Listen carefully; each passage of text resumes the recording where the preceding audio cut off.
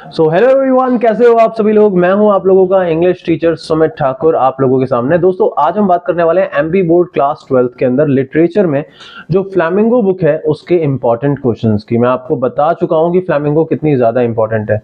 44 marks के literature के अंदर सबसे ज्यादा आपकी फ्लैमिंगो आएगी। आप ये मान के चलो कि आपकी 33 या 34 मार्क्स तक की फ्लैमिंगो आने वाली है।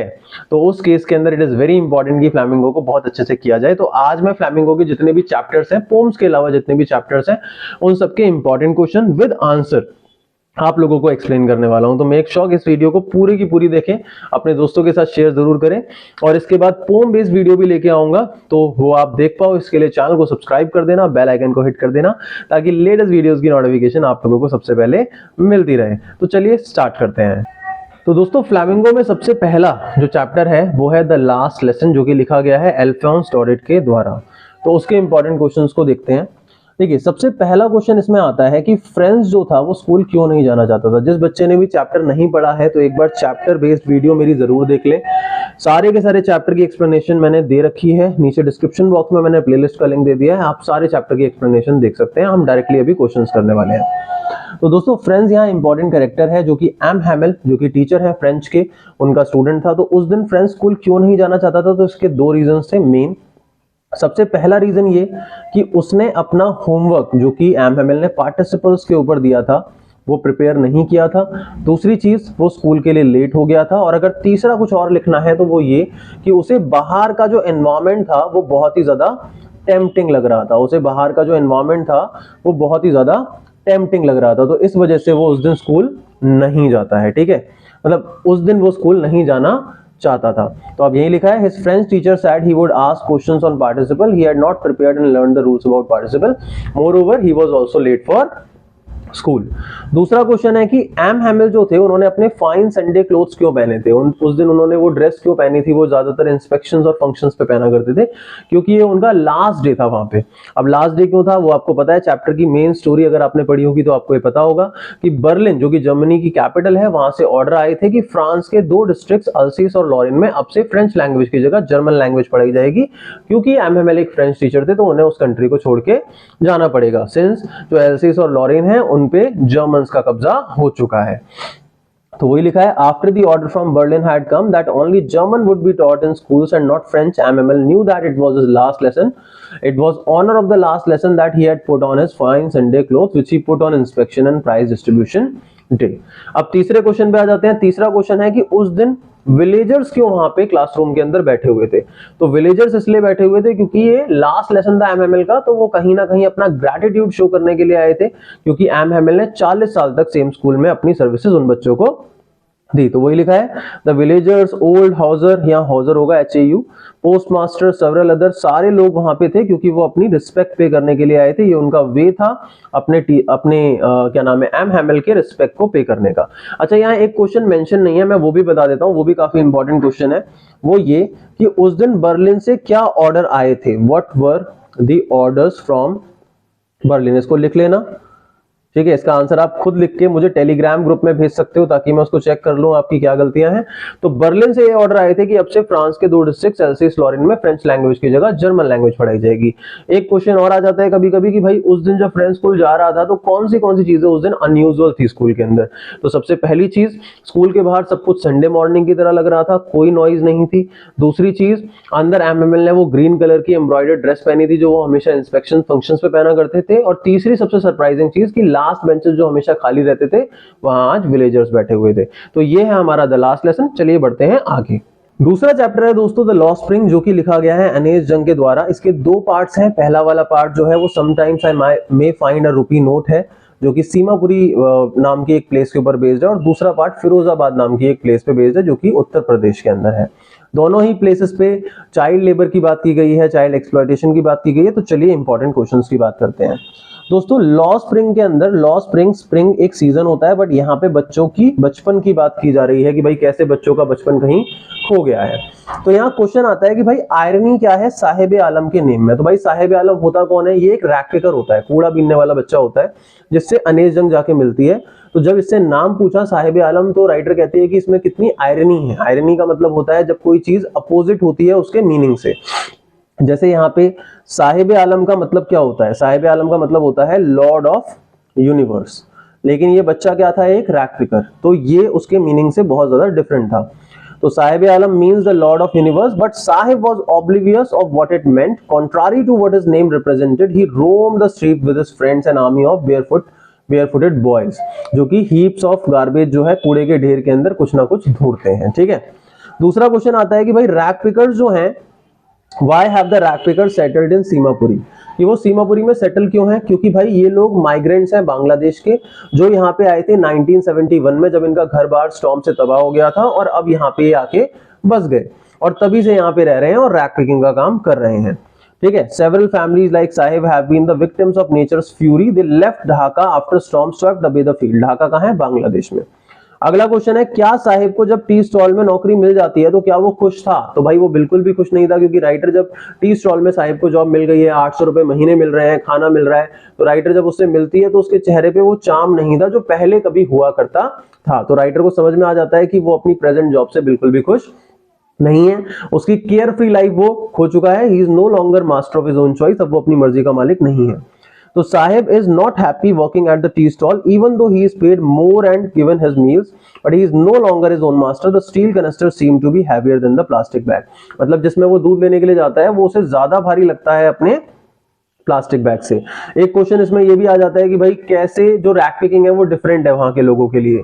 तो भाई सबसे पहली चीज, बच्चों के लिए वो रैप्ड इन वंडर्स है, जहां पे उन्हें कभी कॉइन, कभी 10 रुपी नोट मिल जाता है, लेकिन बड़ों के लिए वो क्या है, सोर्स ऑफ इनकम, सर्वाइवल, उनका डेली ब्रेड है। और डिस्क्रिप्शन को लेके क्वेश्चन आ जाता है कि भाई सीमापुरी प्लेस को डिस्क्राइब करो, तो उसमें पूरा का पूरा आपको डिस्क्रिप्शन बताना होता है कि भाई ये लोग कहाँ से बिलोंग करते हैं, यहाँ कब आए, इसके बाद वहां की लाइफ एंड लिविंग कंडीशन के बारे में। तो मैंने अपनी एक्सप्लेनेशन बेस्ड वीडियो में वो पूरा का पूरा एक्सप्लेनेशन दे रखा है, आप उसे देख सकते हैं। अब इसका पार्ट 2 जो है बच्चों, वो बेसिकली फिरोजाबाद नाम की प्लेस के बारे में, उसमें भी ज्यादा क्वेश्चन नहीं है, मैं यहाँ पे लिखवा देता हूं। देखो उसमें पहला क्वेश्चन ये है कि what was the dream of Mukesh. पहला क्वेश्चन है what was the dream of Mukesh, कि भाई मुकेश जो होता है उसका क्या ड्रीम था। जैसे इस पहले वाले पार्ट में एक लड़का है जिसकी हम बात कर रहे हैं, जिसका नाम क्या है, साहिब आलम है, ऐसे ही दूसरे वाले पार्ट में जो लड़का है उसका नाम मुकेश होता है बच्चों। तो Mukesh was a bangle maker, but he wanted to become a motor mechanic, वो बैंगल मेकर की फैमिली से बिलोंग करता है। एक क्वेश्चन और आता है इस चैप्टर से, वो ये है कि व्हाई इज फिरोजाबाद फेमस, कि फिरोजाबाद किस चीज के लिए फेमस है। तो जैसे रैग पिकिंग के लिए सीमापुरी फेमस है, वैसे ही फिरोजाबाद बच्चों बैंगल मेकिंग के लिए फेमस है। ऐसा कहा जाता है कि it is the centre of India's glass blowing industry, की ये सेंटर है इंडिया के ग्लास ब्लोइंग इंडस्ट्री का। अब राइटर जाती है मुकेश के साथ, उसके घर पे विजिट करती है, वहां की लाइफ एंड लिविंग कंडीशन को देखती है, फिरोजाबाद के लोगों से मिलती है। एक क्वेश्चन और आता है कि जब वो एक ग्रुप ऑफ यंग मैन से मिलती है तो वो उनसे पूछती है कि तुम कोई कोऑपरेटिव, कोई संगठन क्यों नहीं बनाते हो। तो वो कहते हैं कि अगर हम कोई संगठन बना भी लें तो पुलिस वाले हमें जेल में डाल देंगे कुछ लीगल करने के लिए, because they do not know about their right. तो इसीलिए उनको ऐसा लगता है कि उन्हें जेल में डाल दिया जाएगा। तो राइटर देखती है कि यहाँ दो अलग अलग वर्ल्ड्स हैं, एक वो लोग जो ऑप्रेस्ड हैं, जिनको सताया जा रहा है जैसे बैंगल मेकर, और एक वो लोग जो पावर में है जैसे पुलिसमैन, साहूकार, मिडिल मैन, ये सब लोग मिलके इनको लूटते हैं। तो चलिए बढ़ते हैं अपने तीसरे चैप्टर पे, जो कि है डीप वाटर। तो तीसरा वाला जो चैप्टर है डीप वाटर, ये विलियम डगलस जो चैप्टर के राइटर है उनकी biography of man and mountain से लिया गया है, जिसमें उन्होंने बात करी है कि कैसे उनका डर जो पानी को लेके होता है वो फाइनली ओवरकम हो जाता है जब वो कोशिश करते हैं। तो इसके इंपॉर्टेंट क्वेश्चन देखते हैं। पहला क्वेश्चन है कि भाई कब और कैसे डगलस ने डेवलप करा एवर्जन, का मतलब होता है डिसलाइक, पानी को लेके। तो इसकी शुरुआत बच्चों तब होती है जब वो 3-4 साल के थे और अपने पिता के साथ कैलिफोर्निया बीच गए थे, वहां पे सर्फिंग करने के लिए गए थे, जो कि एक वाटर स्पोर्ट्स होता है। और वहां पे जब अपने फादर के बैक पे लटके हुए होते हैं तो एक वेव उनको आके हिट करती है, उनको और उनके पिता को, और वो पानी के नीचे दब जाते हैं थोड़ी देर के लिए, जिससे उन्हें डर लगने लगता है। ये फियर रिवाइव तब होता है जब वो YMCA पूल गए थे, जब वो 10-11 साल के थे स्विमिंग सीखने के लिए, और वहां एक बड़े लड़के ने, 17-18 साल के लड़के ने उन्हें स्विमिंग पूल के डीप एंड में धक्का दे दिया था, और तभी से उनको पानी से और ज्यादा डर लगने लगा, क्योंकि वो डूबते डूबते बचे थे। तो यहाँ लिखा है, his aversion dislike to water began when he was 3 to 4 year old. He went with his father to beach where the waves knocked him down and overpowered him. This created the phobia in his mind and left him in a state of fear. तब से उन्हें डर लगने लगा। अगला है कि why has the Yakima river been referred to as treacherous. तो भाई उनकी मम्मी जो होती हैं जब वो थोड़े और बड़े हो जाते हैं तो उनको याकिमा रिवर जो उनके पड़ोस में थी वहां जाने के लिए मना करती हैं। इंस्टेड वो उनको ये बोलती हैं कि तुम एक काम करो, तुम वाईएमसीए पूल जाके स्विमिंग सीख लो, क्योंकि वाईएमसीए पूल जो था एक सेफ पूल था। इसका शुरुआत का हिस्सा shallow and deep 3 feet deep था और डीप एंड 9 फीट था, और उसका ड्रॉप भी ग्रेजुअल था, आराम से स्लोपी डीप एंड था। तो अल्टीमेटली यहाँ पे उसकी मदर कहती है कि वहां जाओ, याकिमा मत जाना क्योंकि वो डेंजरस है। तीसरा क्वेश्चन आता है कि भाई in order to escape drowning what strategy did Nicholas adopt while in the deep end of the pool. मतलब जब वो वाईएमसीए पूल के डीप एंड में डूब रहे थे, जब बच्चे ने उन्हें, एक बिग बुल्ली ने, बदमाश लड़के ने उन्हें डीप एंड में टॉस कर दिया था, तो उनकी स्ट्रेटजी क्या थी? उनकी स्ट्रेटजी ये थी कि जैसे ही उनके पैर पूल के सरफेस को टच करेंगे तो वो अपनी पूरी स्ट्रेंथ गैदर करके एक बिग जंप करेंगे और एंड पे आ जाएंगे। लेकिन ऐसा हो नहीं पाता है क्योंकि वो बहुत स्लोली नीचे जाते हैं और कभी उनके पैर सरफेस को अच्छे से टच कर ही नहीं पाते, ठीक है। लेकिन वो 3 बार कोशिश करते हैं। तो when Douglas went was thrown into water he was terribly frightened but still mentally alert. He planned that when his feet hit the bottom he would make a big jump. चौथे क्वेश्चन पे आ जाते हैं कि how did the instructor, ये बहुत important question है कि भाई एक इंस्ट्रक्टर ने जो इन्होंने हायर किया था, मतलब काफी टाइम बाद, जब इनको लगता है कि मेरा फोबिया जो है वो मेरे लाइफ को रियून कर रहा है, तो एक पर्सनल इंस्ट्रक्टर इन्होंने हायर किया था। तो उसने किस तरीके से इनको ट्रेन किया ताकि ये अच्छे स्विमर बन पाए। तो उसने एक बेल्ट पहनाई, उसको रोप से अटैच किया बेल्ट को, फिर वो उस बेल्ट के साथ सेफ सिक्योर फील करके जाते थे। फिर एक एक करके सारे एलिमेंट्स उन्होंने सीखे, खुद बहुत मेहनत करते थे, 5 डेज इन अ वीक, रोज 1 आवर प्रैक्टिस करते थे, हर एक एक्सरसाइज को हंड्रेड्स ऑफ टाइम प्रैक्टिस करते थे, and this is how he became a good swimmer. तो लिखा है कि इंस्ट्रक्टर जो था built a good swimmer out of Douglas piece by piece. For 3 months he held him at high on the rope attached to his belt. Douglas practiced moving back and forth, आगे जाना फिर वापस आना, ये सिर्फ Douglas practice करते हैं। और देन ही वाज टॉट कि भाई फेस को कैसे नीचे लेके जाना है, एक्सेल इनहेल मतलब भाई सांस रोकनी कैसे है, सांस ऊपर लाके आके लेनी कैसे है, और इस तरीके से वो एक अच्छे स्विमर बन जाते हैं। तो यहाँ पे बच्चों एक क्वेश्चन जो और यहाँ पे आ रहा है वो ये है कि भाई how was YMCA a safe pool. ठीक है, how was YMCA a safe pool. आप सोच रहे हैं सर इसके जो आंसर हैं, तो इसके आंसर मैं नोट्स में भी प्रोवाइड कर दूंगा, डोंट वरी। अगर आपको नोट्स चाहिए तो मुझे टेलीग्राम पे मैसेज करना, व्हाट्सएप चैनल का भी मेरा लिंक नीचे डिस्क्रिप्शन बॉक्स में है, उसमें भी मैं सारे लिंक्स डालते रहता हूं अपने इंग्लिश के। तो मेक श्योर आप चैनल को सब्सक्राइब करके उन सब ग्रुप्स को और ब्रॉडकास्ट को ज्वाइन जरूर कर लेना, ठीक है। चलो आगे बढ़ते हैं अपने अगले चैप्टर पे, that is what, rat trap. दोस्तों द रैट ट्रैप जो चैप्टर है ये सेल्मा लेगरलॉफ के द्वारा लिखा गया है, जिसका मेन कैरेक्टर है पैडलर। पैडलर एक पुअर वागाबॉन्ड है जिसका कोई फिक्स शेल्टर नहीं है, वो रैट ट्रैप्स बेचता है और उसकी दुनिया को लेके एक फिलॉसफी है कि ये पूरी दुनिया एक बहुत ही बड़ा रैट ट्रैप है। ऐसा उसे इसलिए लगता है क्योंकि वो काफी सालों से रैट ट्रैप बेच रहा है और दुनिया और रैट ट्रैप में सिमिलैरिटी उसे लगती है। तो इसके इंपॉर्टेंट क्वेश्चन देखते हैं। पहला क्वेश्चन है कि भाई पैडलर जो था वो अपना लाइवलीहुड जो था वो कैसे अर्न करता था, and what kind of life did he live. तो भाई वो रैट ट्रैप्स बेचा करता था जो वो खुद बनाता था, बैगिंग करता था छोटे मोटे फार्म से, और छोटी मोटी चोरी भी कर लेता था। उसका बिजनेस ज्यादा प्रॉफिटेबल नहीं था तो उसे चोरी भी करनी पड़ती थी, और वो एक वैगाबॉन्ड मतलब एक ऐसा बंदा जो होमलेस वेंडर है उसकी तरह घूमता रहता था, और उसकी लाइफ बहुत मोनोटोनस थी। मोनोटोनस का मतलब होता है बहुत ही ज्यादा बोरिंग थी, ठीक है। अब दूसरे क्वेश्चन पे आ जाते हैं। दूसरा क्वेश्चन है कि भाई क्रॉफ्टर जो था उसने कैसा पैडलर को ट्रीट किया। तो क्रॉफ्टर था कौन? ये बेसिकली बच्चों एक ओल्ड मैन होता है जिसने पैडलर को रहने के लिए जगह दी थी। यूजुअली पैडलर सबको नफरत करता था क्योंकि कोई उसे शेल्टर नहीं देता था, लेकिन क्रॉफ्टर एक ऐसा इंसान था जिसने उसकी हेल्प करी थी।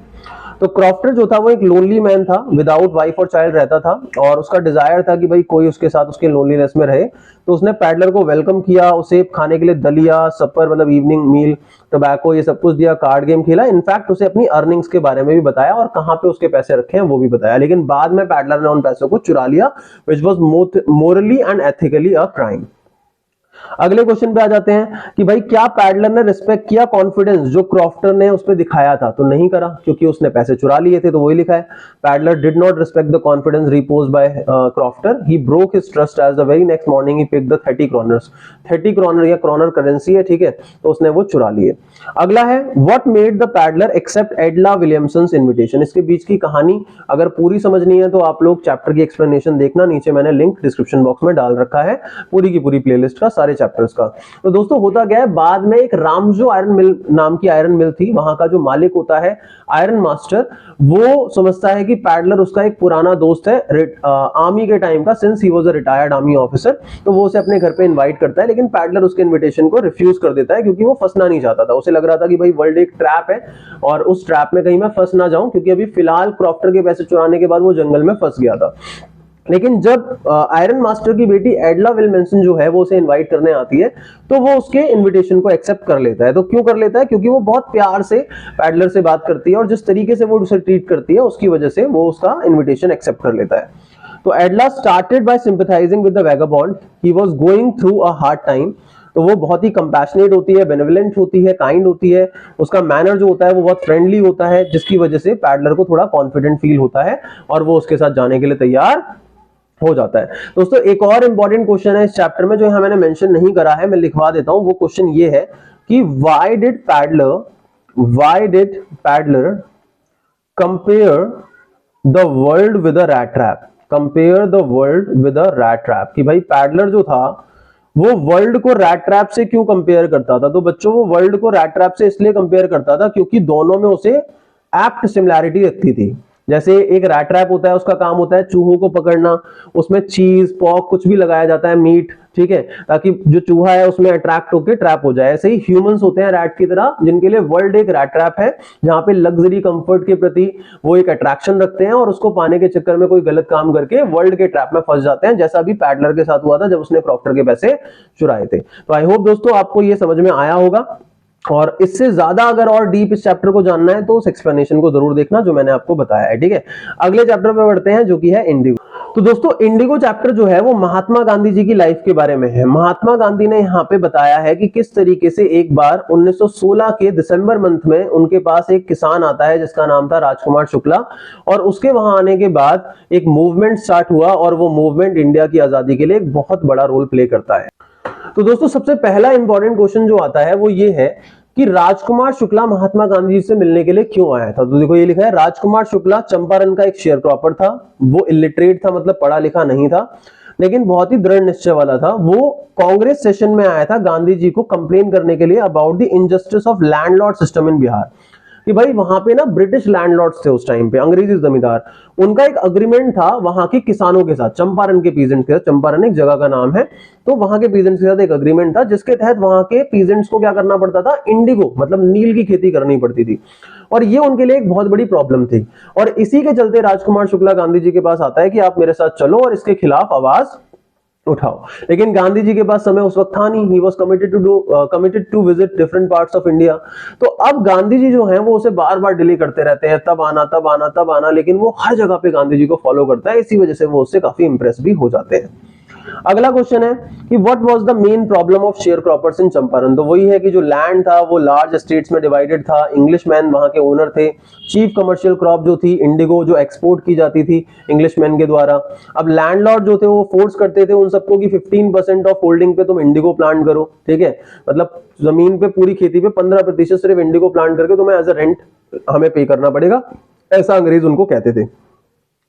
तो अब ये एक बहुत बड़ी प्रॉब्लम थी, एक लॉन्ग टर्म कॉन्ट्रैक्ट था और ये किसानों के लिए एक बहुत बड़ी प्रॉब्लम थी, और राजकुमार शुक्ला चाहता था गांधी जी उसके साथ चले।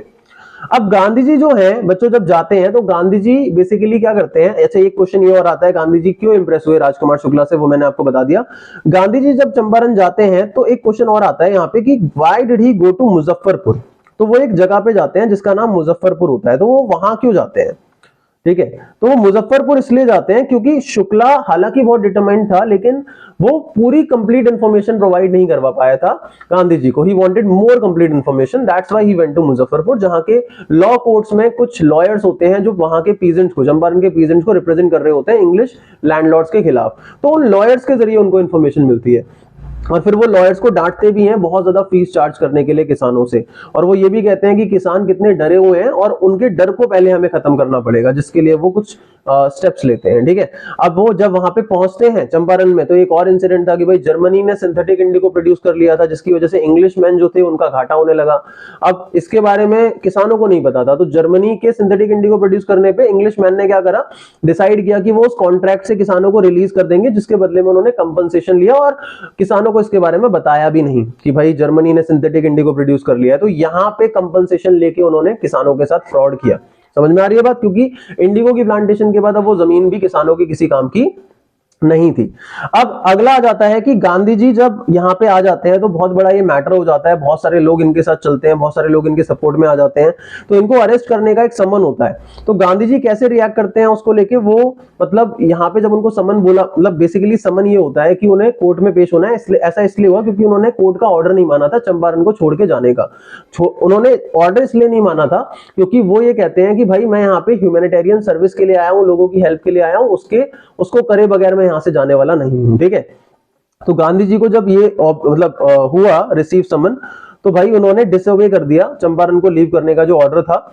और उसके बाद उन्होंने राजेंद्र प्रसाद जो कि हमारे इंडिया के फर्स्ट प्रेसिडेंट रहे हैं उन सबको भी बुलाया था और एक रिपोर्ट अपने आश्रम में अहमदाबाद में भी भेजी थी। और बाद में उन्होंने कोर्ट में ये बात बोली थी कि भाई मैं कॉन्फ्लिक्शन ऑफ ड्यूटीज में था। यहाँ पे एक वर्ड आता है कॉन्फ्लिक्शन ऑफ ड्यूटी। इसका मतलब ये हुआ कि उस टाइम पे जब मुझे जाना था, ठीक है, तो मैंने ये सोचा कि मैं यहाँ क्यों आया हूं। तो एक मेरी ड्यूटी थी कोर्ट का ऑर्डर मानना, दूसरा पीजेंट्स की हेल्प करना। तो मैंने उसको पहले यहाँ पे प्रायोरिटी दी क्योंकि मैं यहाँ पे उनकी हेल्प करने आया था और मेरा कोई भी ये इंटेंशन नहीं था कि मैं अपने आप को पावरफुल दिखा रहा हूँ कोर्ट का ऑर्डर ना मान के। अगला है कि सिविल डिसोबीडियंस जो है उसने कैसे ट्रायम्फ कराया यहाँ पे मॉडर्न इंडिया के अंदर। तो वही है, गांधी जी ने ऑबे नहीं करा ब्रिटिश अथॉरिटीज को, ऑर्डर को, चंपारण को लीव करने के, फिर उसके बाद किस तरीके से वो फॉर्म अड़े रहे, ये सारी चीजें यहाँ पे होती हैं। अच्छा, यहाँ पे दो क्वेश्चंस और इंपॉर्टेंट है जो यहाँ पे मेंशन नहीं है, तुम चाहो तो इसको नोट कर लो। मैं यहाँ पे एक काम करता हूँ, इसको लिख देता हूँ basically, just wait for a second. हाँ, तो एक क्वेश्चन ये है, why did Gandhi ji accept the refund of 25%। Last में जब एक इंक्वायरी बिठाई जाती है पीजेंट लैंडलॉर्ड्स के खिलाफ, तो उसमें ये पता चलता है कि कितना ज्यादा धोखा करा है लैंडलॉर्ड सिस्टम ने पीजेंट्स के साथ। तो गांधी जी से जब पूछा जाता है कि आपको कितना % रिफंड चाहिए, तो गांधी जी 50% रिफंड ही मांगते हैं, लेकिन लैंडलॉर्ड्स कहते हैं कि हम सिर्फ 25% रिफंड देंगे। तो उन्होंने क्यों एक्सेप्ट कर लिया वो रिफंड? वो इसलिए एक्सेप्ट कर लिया क्योंकि उनके लिए अमाउंट ऑफ रिफंड इंपॉर्टेंट नहीं था, ज्यादा इंपॉर्टेंट यहाँ पे विक्ट्री थी। ठीक है, एक क्वेश्चन और यहाँ आता है, that is about social and health backwardness, कि गांधी जी ने जो चंपारण है वहां पे जो सोशल बैकवर्डनेस थी और जो हेल्थ बैकवर्डनेस थी उसको रिमूव करने के लिए क्या किया था। ठीक है, तो गांधी जी ने इन चीजों को रिमूव करने के लिए वहां पे कुछ डॉक्टर्स को बुलवाया था, टीचर्स को बुलवाया था अपने आश्रम से, अपनी वाइफ को बुलवाया था, लोगों को वहां पे क्लीननेस के बारे में अवेयर किया गया था, मेडिकल इंस्टीट्यूशन सेटअप किए गए थे, एजुकेशनल इंस्टीट्यूशन सेटअप किए गए थे, वहां पे दवाइयां मंगवाई गई थी, कैस्टर ऑयल, क्यूनाइन, सल्फर ऑइंटमेंट, ऐसे करके बहुत सारी हेल्प उन्होंने वहां पे की थी। तो आई होप दोस्तों आपको ये क्वेश्चन समझ में आ गए होंगे। अब मूव करते हैं अपने अगले चैप्टर पे। तो दोस्तों हमारा अगला चैप्टर जो है वो है पोएट एंड पैनकेक, जिसके राइटर का नाम है अशोकामित्रन। तो इस चैप्टर के अंदर बात की गई है दोस्तों, अशोकामित्रन ने अपने वर्किंग के बारे में, किस चीज के बारे में बात की है उन्होंने? अपने वर्किंग के बारे में। कहां पे वर्किंग के बारे में? जेमिनी स्टूडियो जो है वहां पे, जेमिनी स्टूडियो जो कि साउथ का एक फिल्म स्टूडियो है, वहां पे जब वो काम किया करते थे तो वहां के वर्किंग एक्सपीरियंस की बात की है, वहां की कई सारी चीजों की बात करी है। तो एक क्वेश्चन आता है कि भाई जो वहां का मेकअप रूम था वो कैसा था? तो ये बोला जाता है वहां का मेकअप रूम जो था वो एक हेयर कटिंग सैलून की तरह था, जहां पे हर एक एंगल्स पे बहुत सारी लाइट्स लगी हुई थी। और वो लाइट जो थी, वो जो सब्जेक्ट है जिसपे मेकअप किया जाता था, मतलब जिस पर्सन पे मेकअप किया जाता था, वो समझ सकता है कि कितना ज्यादा वो हीट प्रोड्यूस करती थी लाइट्स। ठीक है, अब यहाँ पे एक और बात बोली गई है कि वहां पे लोगों को अगली बनाया जाता था मतलब अशोकामित्रन थोड़ा ह्यूमरसली बोल रहे हैं कि अगली बनाया जाता था, मतलब मेकअप किया जाता था। वहां पे जो चीफ मेकअप मैन होता था वो सीनियर एक्टर एक्ट्रेसेस का मेकअप करता था, जो उसका असिस्टेंट होता था वो क्या नाम है, सेकंड हीरो हीरोइन का मेकअप करता था, फिर उस असिस्टेंट का जो असिस्टेंट होता था, जूनियर असिस्टेंट, वो मेन कॉमेडियन का मेकअप करता था। और जो क्राउड के लोग होते थे उनका मेकअप करने का काम किसका था? एक ऑफिस बॉय का। ऑफिस बॉय बेसिकली कोई लड़का नहीं होता है, 40 से 50 साल की एज के बीच का एक मिडिल एज अधेड़ उनका बंदा होता है। ठीक है, अगला क्वेश्चन ये आता है कि how was the makeup room a fine example of national integration. हालांकि मेकअप रूम की जगह यहाँ पे बात होनी चाहिए जेमिनी स्टूडियो की, कि भाई जेमिनी स्टूडियोज पूरा का पूरा जो था ये बहुत इंपॉर्टेंट क्वेश्चन है, लॉन्ग में आता है कई बार कि भाई नेशनल इंटीग्रेशन का एग्जांपल कैसे है। नेशनल इंटीग्रेशन मतलब राष्ट्रीय एकता। तो पूरा जेमिनी स्टूडियो नेशनल इंटीग्रेशन का एग्जांपल इसलिए है क्योंकि यहाँ पे अलग अलग धर्मों के, अलग अलग राज्यों के बहुत सारे लोग काम किया करते थे और यहाँ पे लीड करने वाले जो लोग हैं, जो हेड थे, वो भी अलग अलग स्टेट से थे। तो ये रीजन था कि आप ये मान लो कि वहां पूरा इंडिया ही काम कर रहा था, ठीक है। तो वही लिखा है कि the makeup room was headed by a Bengali, succeeded by a Maharashtrian, assisted by a Kannada हिंद्रा। लेकिन यहाँ पे जो मेकअप रूम लिखा है इसकी जगह जेमिनी स्टूडियो आपको लिखना है, थोड़ा सा यहाँ मिसप्रिंट है, ठीक है। इससे अगला क्वेश्चन दोस्तों आता है, how did the legal adviser bring a सेंड end to the brief and brilliant acting career of an extremely talented actress in the studios. बच्चों देखो होता क्या है, वहां पे ना एक स्टोरी डिपार्टमेंट था जेमिनी स्टूडियो में। उस स्टोरी डिपार्टमेंट में एक लॉयर काम किया करता था। सभी लोगों से वो काफी अलग था क्योंकि वो एक कोट पहना करता था, बाकी लोग धोती कुर्ता पहना करते थे। अब ये लॉयर जो था, इसका काम लीगल मैटर्स को देखना था, लेकिन ये कई बार प्रॉब्लम्स क्रिएट करता था लोगों के लिए। जैसे कि एक बार एक एक्ट्रेस होती है वहां पे जो बहुत ही ज्यादा शॉर्ट टेम्पर्ड होती है, बहुत जल्दी गुस्से में आ जाती है। तो जब ये गुस्सा कर रही होती है सब पे, तो ये इसकी वीडियो रिकॉर्ड कर लेता है, कैमरे को ऑन कर देता है जो वहां कैमरा लगा था, और बाद में जब इस वीडियो को उस एक्ट्रेस को दिखाता है तो वो बहुत एम्बैरेस्ड फील करती है और अपनी एक्टिंग छोड़ के वहां से निकल जाती है। तो ये क्वेश्चन है। अगला क्वेश्चन है वही हो गया। अगला है, what does the god that failed refer to. इस क्वेश्चन को समझाने से पहले मैं आपको दो क्वेश्चंस के बारे में और बताऊंगा जो यहां मेंशन नहीं है लेकिन काफी इंपॉर्टेंट है। जैसे कि एक क्वेश्चन आपका आता है, that is who was office boy. Who was office boy. Office boy के बारे में आता है कि भाई ऑफिस बॉय कौन था और ये सुबू से क्यों चलता था। अब सुबू कौन है भाई? सुबू यहाँ का बहुत इंपॉर्टेंट पर्सन है, ठीक है, जो बॉस जो होते हैं यहाँ के, उनका राइट हैंड होता है, ठीक है। तो भाई ऑफिस बॉय सुबू से बहुत जलता था। तो पहले हम सुबू के बारे में जान लेते हैं। क्वेश्चन नंबर 6 आ जाता है कि हु वाज सुबू। तो सुबू बच्चों क्या था? सुबू नंबर 2 था जेमिनी स्टूडियो का, जो लोगों की बहुत ज्यादा मदद करता था। ये एक ब्राह्मण था और ये जैसे मानो टेलर मेड था मूवी मेकिंग के लिए, फिल्म मेकिंग के लिए। ये मतलब एक्टिंग जानता था, डायरेक्शन जानता था, स्क्रीन प्ले राइटिंग जानता था, हर एक चीज जानता था। किसी को किसी भी प्रकार की दिक्कत आ रही हो किसी भी चीज में, तो सुबू उसकी हेल्प करता था। और ऑफिस बॉय इससे जेलस इसलिए फील करता था, लेट 40s में जो था, 45 से 50 के बीच का ऑफिस बॉय, क्योंकि जब वो यंग डेज में जेमिनी स्टूडियो आया था तो उसका पर्पस था एक एक्टर बनना या एक राइटर बनना या डायरेक्टर बनना, लेकिन वो कुछ नहीं कर पाया, ऑफिस बॉय बन के रह गया, छोटा मोटा काम जेमिनी स्टूडियो का करता था। तो इसको ये लगता था कि सुबू जो है उसकी वजह से इसको ये अपॉर्चुनिटीज नहीं मिल पाई जो सुबू ने यहाँ पे छीन ली है, इसकी अपॉर्चुनिटीज। तो इसलिए ऑफिस बॉय उससे जेलस फील करता था, ठीक है। अगले पे आ जाते हैं भाई, god that failed refer to क्या है। देखो बच्चों, ये उस समय की बात है जब ना कम्युनिज्म जो था वो अपने पीक पे था। कम्युनिज्म में क्या होता है, जो गवर्नमेंट होती है वो हर एक चीज की राइट को क्या करती है, कंट्रोल करती है। एक तरीके की तानाशाही हो गई। तो बाहर की कंट्रीज में भी कम्युनिज्म बहुत ज्यादा स्प्रेड हो रहा था। तो उस टाइम पे हुआ क्या कि जो लोग थे, जितने भी जेमिनी स्टूडियो के लोग थे, वो कम्युनिज्म के खिलाफ थे, ठीक है। जो इंडिया था उसमें भी मूवमेंट चल रहे थे इसी को लेके। तो कई सारे जो बाहर की कंट्री के लोग होते थे वो जेमिनी स्टूडियो को एज अ होस्ट यूज करते थे कम्युनिज्म के खिलाफ अपनी आवाज दिखाने के लिए। तो वहां कई सारे लोग आया करते थे। इनफैक्ट एक पोएट है जो एलिमेंट्री स्कूल क्लासरूम में, इस बार पोम नहीं आ रही है, उसका पोएट है, तो स्टीफन स्पेंडर भी यहाँ पे एक बार आया था। तो उसने कम्युनिज्म के खिलाफ जो भी बातें वहां पे बोली थी वो किसी को उस वक्त तो समझ में नहीं आई थी। राइटर के लिए, अशोका मित्रन के लिए भी वो मिस्ट्री की तरह था कि वो वहां क्यों आया। लेकिन उसने एक आर्टिकल लिखा था स्टीफन स्पेंडर ने कम्युनिज्म के खिलाफ, जिसका नाम था द गॉड दैट फेल्ड करके। तो गॉड यहाँ पे उस मोनार्क रूलर को बोला जाता है जो तानाशाह है, ठीक है। तो वो फेल हो गया, मतलब कम्युनिज्म कहीं ना कहीं फेल हो गया। तो ये टाइटल जो है ये अशोका मित्रन ने तब पढ़ा था एक स्टूडेंट एडिशन किताब में, जब वो जेमिनी स्टूडियो को छोड़ चुका था और फुटपाथ से जा रहा था और फुटपाथ पे कुछ किताबें रखी थी सस्ती, तो उनको देख के उसमें एक राइटर स्टीफन स्पेंडर था, उसका टाइटल था द गॉड दैट फेल्ड। तब राइटर को समझ में आया कि भाई स्टीफन स्पेंडर की विजिट का जो रीजन था वो क्या था। समझ में आ गई बात? तो ये बच्चों आप लोगों का चैप्टर है पोएट एंड पैनकेक्स। अब इसके बाद हम बात करेंगे इंटरव्यू की। तो दोस्तों इंटरव्यू जो चैप्टर है उसके दो पार्ट हैं। पहला वाला जो पार्ट है वो है द फंक्शन ऑफ इंटरव्यू। दूसरा वाला जो पार्ट है वो है अम्बर्टो इको के ऊपर बेस्ड। अम्बर्टो इको जो कि एक राइटर है, यूनिवर्सिटी ऑफ वल्गना के प्रोफेसर थे, ठीक है। अब यहाँ पे देखो बच्चों, पहला वाला जो पार्ट है इंटरव्यू का, फंक्शन ऑफ इंटरव्यू, उसमें सबसे पहला क्वेश्चन ये आता है कि जितने भी सेलिब्रिटी राइडर हैं वो क्यों डिस्पाइस करते हैं, क्यों हेट करते हैं इंटरव्यू होने से, मतलब उन्हें पसंद क्यों नहीं है इंटरव्यू। तो उनके अलग अलग ओपिनियन है जो आपको पता होने चाहिए कि भाई वो लोग समझते हैं कि ये इमोरल है, ये एक ऑफेंसिव एक्टिविटी है, उनको लगता है कि ये उनको डिमिनिश करता है, उनको लगता है कि ये उनके लिए एक हॉरर की तरह है, उनको लगता है कि ये उनके विंड पाइप मतलब गर्दन पे थंब प्रिंट्स की तरह है। तो ये क्वेश्चन बहुत इंपॉर्टेंट है, डीमेरिट्स को लेके कई बार शॉर्ट में आ जाता है, ठीक है।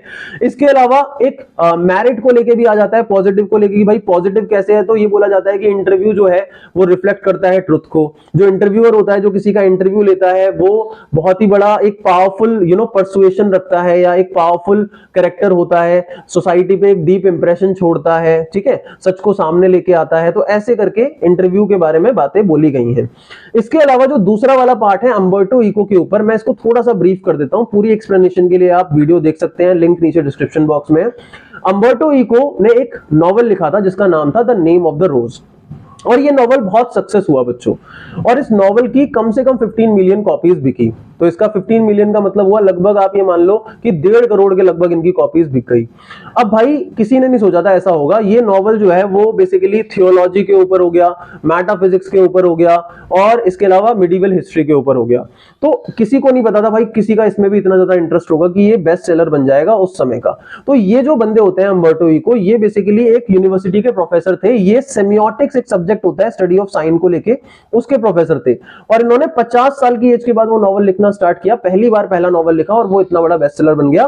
तो मुकुंद नाम का एक बंदा है, मुकुंद पद्मनाभन, जो इनका इंटरव्यू ले रहा है, ठीक है, जो कि द हिंदू एक न्यूज़पेपर है इंडिया का, उसका रिपोर्टर है, ठीक है।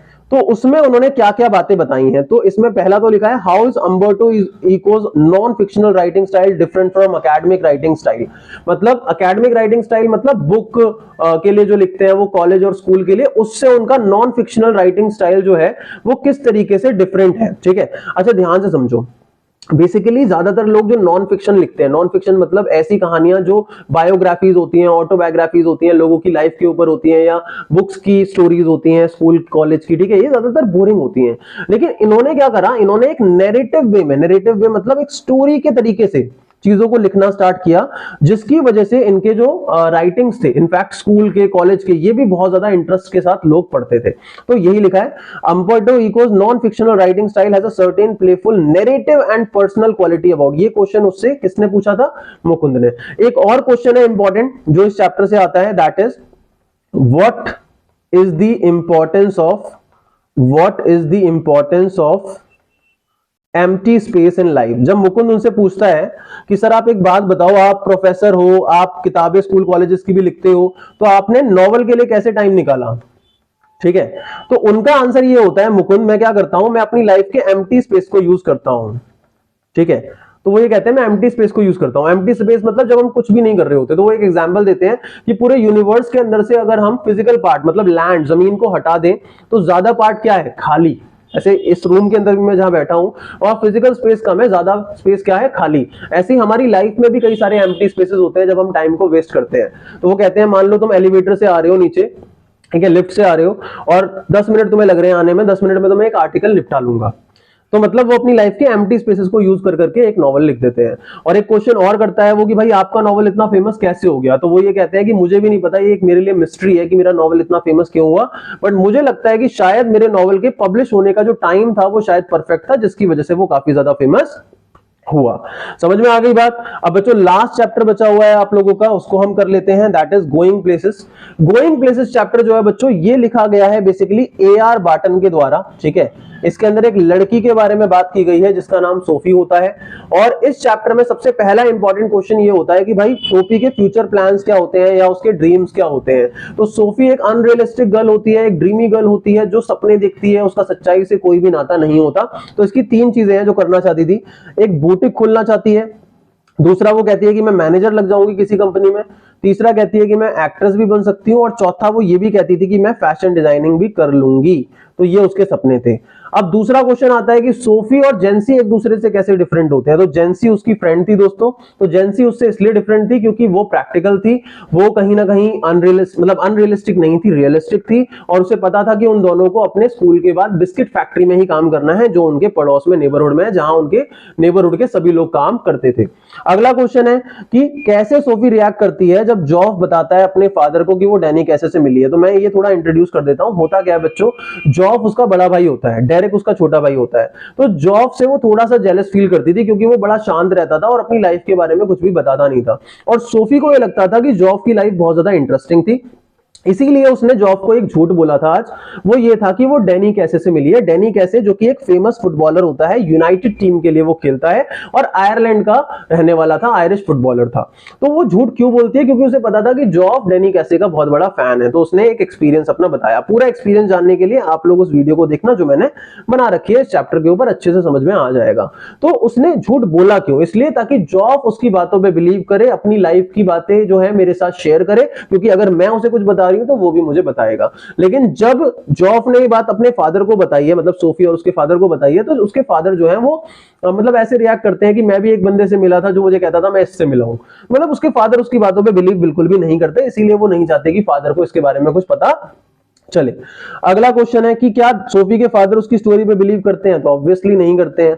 अगला है why did Sophie not want कि जेंसी को ये पता चले? क्योंकि जेंसी भी उसकी बातों पे बिलीव नहीं करती है।